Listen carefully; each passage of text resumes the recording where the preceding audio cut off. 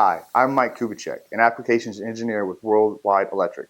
This is one of a series of videos to help you wire and configure our WDFC WorldDrive Flex Control.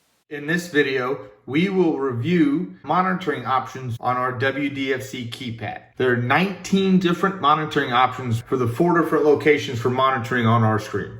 In the top right-hand corner, we have our anytime parameter that is displayed at all times on the drive, no matter what parameter group you're in.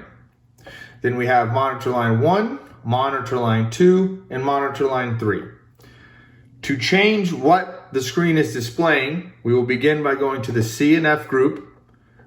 We get there by pressing the mode button until you see C and F in the top left-hand corner. Then we will jump code to parameter 20 for our anytime parameter.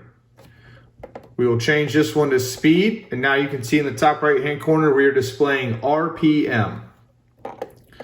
For line 1, we'll change it to current. For line 2, we will go with DC link voltage.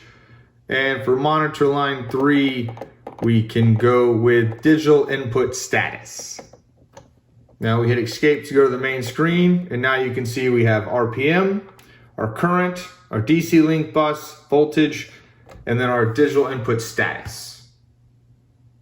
That is how you change the monitoring options, and you can go to the manual to see the 19 different options we have available to display. Remember, this video is not a replacement for the product manual, and please follow all applicable safety procedures before commencing any work.